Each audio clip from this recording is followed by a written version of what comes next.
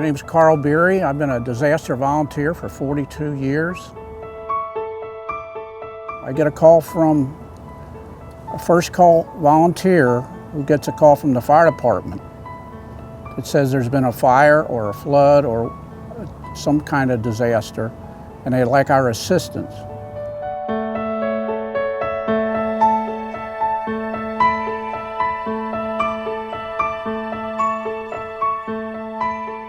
Generally, what we provide is food, clothing, and shelter if they have no place to go. We have what the people really need in order to get from the disaster scene to wherever they're going to stay.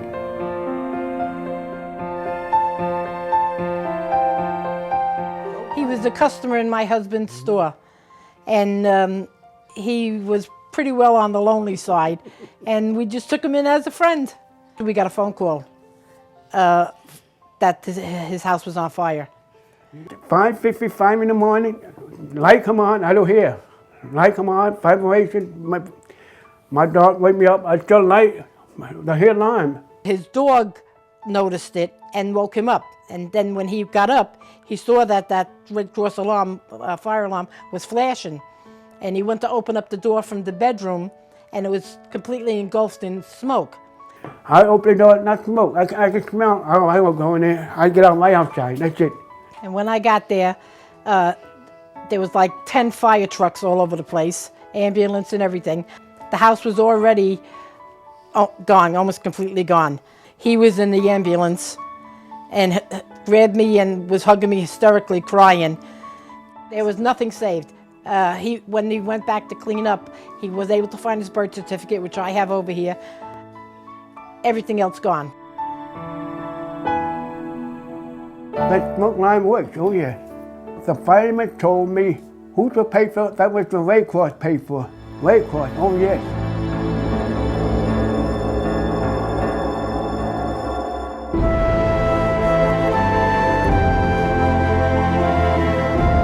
No doubt that that fire alarm that the American Red Cross put in did save his life.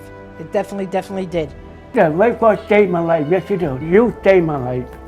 And the dog too.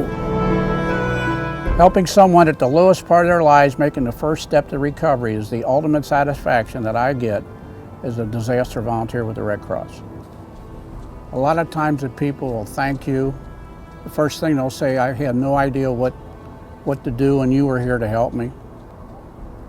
Those are the kinds of things that really give you the warm and fuzzy feeling in your heart. I say, thank you, Red Cross. Thank you so much.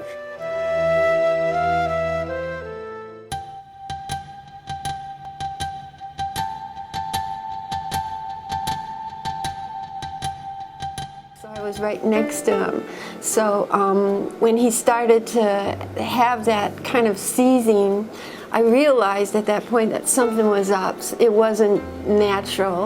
I could just tell that it was bad. And I dialed 911 while he was still seizing. And when I got 911, I heard of the message that, I was put on hold, so I knew I didn't have time to waste. So I left Les while he was going through that process of just trying to gain his breath and stuff, and I ran out the door. And I ran to the Osanko building that is next to me. And so I ran and I went to the front door and I opened it up. And when I opened the door and I yelled for help, I saw Jerry Schultz. She was obviously, in need of help. She was hysterical. I got over there, ran over there with her.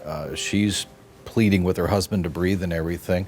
I heard a commotion down there. I was down at the other end of the hall, so I had no idea what to expect.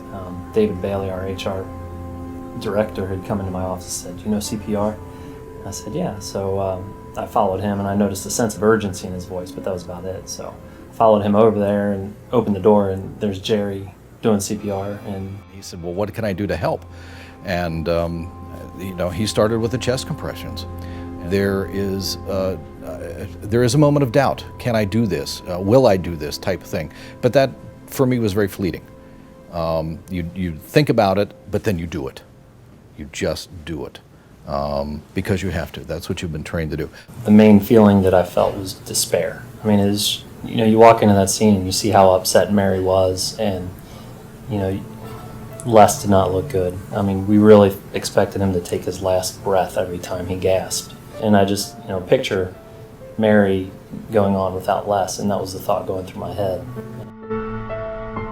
Well, I'm really grateful of people that know CPR, and because I died, and this, it was an experience that I don't remember anything from that entire day, and if it wasn't for the people around me, I would not be living today. So I've always donated to the Red Cross. I've always sent in those checks when disasters happen. Yeah, you have. I've always done that. I've always believed in them, but I never realized how important they are to the community to teach people to help one another. again, I wouldn't be here today without the Red Cross's help.